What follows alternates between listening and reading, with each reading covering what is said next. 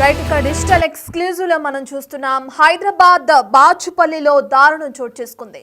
ప్రియుడితో మాట్లాడొద్దు అన్నందుకు భర్తను అత్యంత దారుణంగా గొంతు నుమిలి చంపేసింది భార్య. ఘటన హైదరాబాద్ బాచుపల్లిలో చోటు చేసుకుంది. దీనికి సంబంధించి ఇప్పుడే పోలీసులు కేసు నమోదు చేసుకుని దర్యాప్తు కూడా కొనసాగిస్తున్నారు.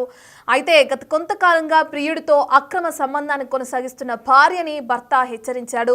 ప్రియుడితో మాట్లాడొద్దని, తన తీరు మార్చుకోవాలని భర్త హెచ్చరించడంతో భర్తని అత్యంత దారుణంగా గొంతు నులిమి చంపేసింది ఆ భార్య. భర్తను చంపేసిన తర్వాత ఇంకా ఏమీ ఎరగనట్లు పక్కనే ఉన్న ఇంట్లోకి వెళ్ళి తన భర్త తాగొచ్చి ఇబ్బంది పెడుతున్నాడని వాళ్ళని నమ్మించి ఆ నైట్ అక్కడే పడుకున్నానని చెప్పి పక్కనే ఇంట్లో నిద్రపోవడం జరిగింది. ఇక ఉదయాన్నే లేచి ఏమీ ఎరగనట్టు తన గుడిసెలోకి వెళ్ళి చూసి తన భర్త చనిపోయాడు అని చెప్పి రోధిస్తూ అందరిని నిద్రలేపి నమ్మించే ప్రయత్నం చేసింది ఆ భార్య. స్క్రీన్ పైన చూస్తున్నాం, ఆ వ్యక్తిని చంపేసింది భార్య ఫోటోను కూడా మనం చూస్తున్నాం. మృతదేహాన్ని సొంతూరుకు తీసుకొచ్చారు ఆ కుటుంబ సభ్యులు. కుటుంబ సభ్యుల ఫిర్యాదుతో పోలీసులు కేసు నమోదు చేసుకోవడం జరిగింది. అయితే ప్రియుడితో మాట్లాడొద్దన్నందుకు మహిళ ఈ ఘాతుకానికి పాల్పడింది. ఈ విషయం ఆలస్యంగా వెలుగులోకి రావడం జరిగింది. నారాయణపేట జిల్లా కోటకొండకు చెందిన కంపిలి అంజులప్పకు 10 ఏళ్ల కిందట రామకృష్ణయ్యపల్లికి చెందిన రాధతో పెళ్లి చేశారు పెద్దలకు కుదిర్చిన సంబంధం కావడంతో రెండు కుటుంబాలు ఇన్వాల్వ్ అయ్యి ఇద్దరికి వివాహం చేయడం జరిగింది. అయితే బతుకు తెరువు కోసం వారు ముంబైకి వలస వెళ్ళిపోయారు. అక్కడే పని చేసుకుంటున్నారు ఇద్దరు కూడా భార్యాభర్తలు. అయితే ధన్వాడ మండలానికి చెందిన ఒక యువకుడితో రాధకు పరిచయం ఏర్పడింది. ఇక తనకంటే చిన్నవాడైనా అతనితోనే వివాహేతర సంబంధాన్ని కొనసాగిస్తుంది. ఈ విషయం తెలిసిన రాధ భర్త మందలించడం జరిగింది. ఎవరైతే రాధ భర్త అంజులప్ప ఉన్నారో అతను భార్యని మందలించి తన తీరు మార్చుకోవాలని, చేసేది కరెక్ట్ కాదని చెప్పి హెచ్చరించడం జరిగింది. ఇక దీంతో వాళ్ళు ఏదైతే ఈ విషయాన్ని కొనసాగిస్తున్నారో, అక్రమ సంబంధం కొనసాగిస్తుందో భార్య, అది భరించలేక ముంబై నుంచి తిరిగి వాళ్ళు మళ్ళీ ఇక్కడికి రావడం జరిగింది. సొంతూరు వెళితే పరువు పోతుందని చెప్పి మరో చోట ఇద్దరు జీవనం సాగించాలని చెప్పి హైదరాబాద్ బాచుపల్లిలోనే ఇద్దరు ఉండడం జరిగింది. అక్కడే ఇద్దరు కూడా కొన్ని కూలి పనులు చేసుకుంటూ బతుకు తెరువుని సాగిస్తున్నారు. మళ్ళీ అక్కడి నుంచి కూడా అదే యువకుడితో ఫోన్లో మాట్లాడడం మొదలుపెట్టింది రాధ. దీంతో భార్యాభర్తల మధ్య తరచూ ఘర్షణలు నెలకొనేవి. అయితే ఈ ఘర్షణల కారణంగా భర్త తన ప్రియుడితో మాట్లాడొద్దు అని హెచ్చరిస్తున్న నేపథ్యంలో రాధ ఆ క్షణికావేశంలో భర్తని చంపేయడం జరిగింది. గత నెల 23న రాత్రి మద్యం తాగి ఇంటికొచ్చిన అంజలప్పని తాగిన మైకోలో పడుకుని ఉన్నప్పుడు భార్య గొంతు నులిమి చంపేయడం జరిగింది. ఈ విషయంలోకి సంబంధించి పోలీసులు కేసు కూడా నమోదు చేసుకున్నారు. అయితే చంపేసిన తర్వాత పక్కనున్న స్థానికులతో మాట్లాడడం జరిగింది. వాళ్ళు ఏమంటున్నారో కూడా మనం ఒకసారి చూద్దాం. పేరు కంపిలి రాజు, సన్నాప్ నరసింహులు, కోటకొండ గ్రామం, మండల్ నారాయణపేట, జిల్లా నారాయణపేట. మేము తెలియజేయడం ఏమనగా, మా తమ్ముడు ముంబైకి వలస సహాయంతో వెళ్ళిపోయాడు పని చేయడానికి.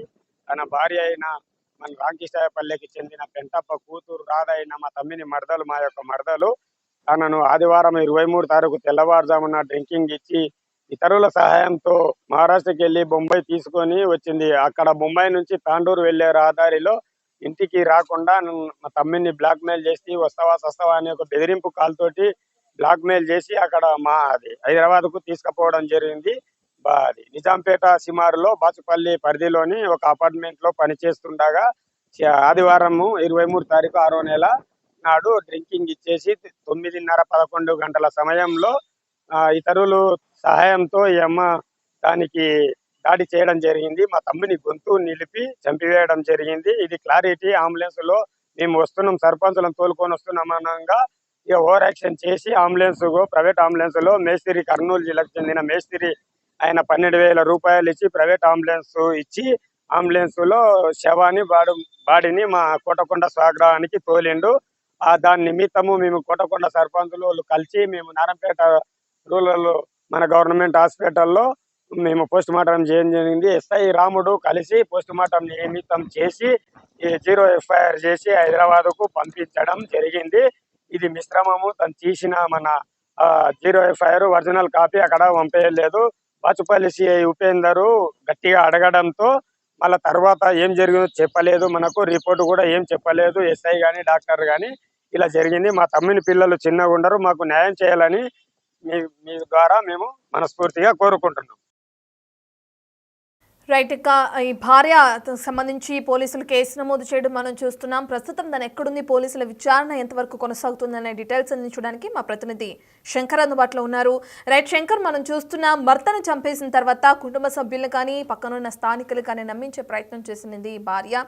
తనకు సంబంధించి పోలీసులు ఏ సెక్షన్ కింద కేసు నమోదు చేయడం జరిగింది, విచారణ ఎక్కడి వరకు వచ్చింది? జిల్లాలో దారుణం చోటు చేసుకుందనే చెప్పవచ్చు. ప్రియుడు మోజులో పడి కట్టుకున్న భర్తనే ఆత్మహత్యనటువంటి ఘటన ఆలస్యంగా వెలుగులోకి వచ్చింది. ఈ నేపథ్యంలో నారాయణపేట జిల్లాకు సంబంధించినటువంటి జిల్లాపకు అదేవిధంగా రాధతో వివాహం అయింది. ఈ క్రమంలోనే ఇద్దరు కూడా బతుకుదెరువు కోసం ముంబైకి వెళ్లారు. అక్కడ మొత్తంగా తనవాడ మండలానికి సంబంధించినటువంటి ఒక యువకుడితో పరిచయం కావడంతో పాటు పూర్తిగా మొదటగా పెళ్లి చేసుకున్న వాళ్ళు ఇక్కడ ఉన్న సమయంలోనే ఆ ధనవాడకు చెందినటువంటి ప్రియుడితో ఈమె ఎఫ్ఐఆర్ పెట్టుకోవడం జరిగింది. ఇదే క్రమంలో తరచూ ఒకరితో మాట్లాడుతుండడం దీన్ని అయ్యలప్ప గమనించాడు. పలుమార్లు ఆమెకు చెబుతూనే ఆమెతో పాటు బతుకుదెరువు కోసం తిరిగి గ్రామం నుండి ముంబైకి వలస వెళ్ళాడు. కానీ అక్కడ కూడా ఆమె తిరిగి ఇదే స్టార్ట్ చేసింది. మొత్తంగా ఆ యువకుడితో మాట్లాడుతూ పెద్ద ఎత్తున ఈ యొక్క అక్రమ సంబంధానికి తెరలేపని నేపథ్యంలో భర్త అంజలప్ప పలుమార్లు దీన్ని వద్దంటూ కూడా వారించడం, అదేవిధంగా దీనికి సంబంధించి పలుమార్లు భార్యాభర్తలు ఇద్దరి మధ్య కూడా పెద్ద ఎత్తున గొడవలు స్టార్ట్ అయ్యాయి. కానీ భార్య రాధ ఎట్టకేళ్లకు వినకపోవడంతో అక్కడి నుండి తిరిగి తన స్వగ్రామానికి రావాలనుకున్నాడు. కానీ వస్తూ మధ్యలో ఊరికి వెళ్తే తన కుటుంబ సభ్యులు దీని గురించి ఏం అడుగుతారు, మేమేం చెప్పుకోవాలి, చుట్టుపక్కల బంధువులు కూడా ఇదే అంశానికి సంబంధించి అడుగుతారు కాబట్టి దీనంతా కూడా పరువు పోతుందనే క్రమంలో హైదరాబాద్ లోనే ఉండి ఎక్కడైనా సరే పని చేసుకోవాలని చెప్పి చూసుకున్నాడు. కానీ దీనికి సంబంధించి భార్య కూడా హైదరాబాద్ వెళ్దాం, హైదరాబాద్ లో మన ఇద్దరం కలిసి కూడా మంచిగా పని చేసుకొని బతుకుతామని చెప్పింది. కానీ భర్త సరే భార్య మాటలు నమ్మాడు. అదే విధంగా హైదరాబాద్ కు సంబంధించి బాచుపల్లిలో ఒక అపార్ట్మెంట్ వద్ద పనికి కుదురుతూ గుడిసెలో ఉంటూ పని చేసుకుంటున్నాడు. కానీ తిరిగి రాదా మళ్ళీ ఇదే యాంగిల్లో మొత్తంగా తన ప్రియుడితో మళ్ళీ ఎఫ్ఐఆర్ కొనసాగిస్తూ తన ఫోన్ లో మాట్లాడడం పూర్తిగా మరొకసారి భార్యాభర్తలకు గొడవకు పూర్తిగా దారి తీసినటువంటి సిచ్యువేషన్ కనిపించింది. మొత్తంగా ఇదే క్రమంలో ఇద్దరి మధ్య కూడా పెద్ద ఎత్తున వాగ్వాదాలు చోటు చేసుకోవడంతో పాటు భర్త పైన పూర్తిగా కోపాన్ని పెంచుకున్నటువంటి రాధ ఈ నెల 23న రాత్రి అంజలప్ప తిరిగి వచ్చి పడుకుంటున్నటువంటి సమయంలో గొంతు నిలిమి చంపి మొత్తంగా ఏమీ తెలియనట్టు తెరలేపింది. శంకర్, ఈ హత్య చేస్తున్న క్రమంలో భార్య ఒక్కతే ఇందులో ఇన్వాల్వ్ అయిందా, లేదంటే ఈ దారుణాన్ని కొడగట్టింది భార్య ఒక్కతేనా? ప్రియుడి సహాయం తీసుకోవడం జరిగిందా? పోలీసులు ఆ కోణంలో కూడా ఎంక్వైరీ చేస్తున్నారా?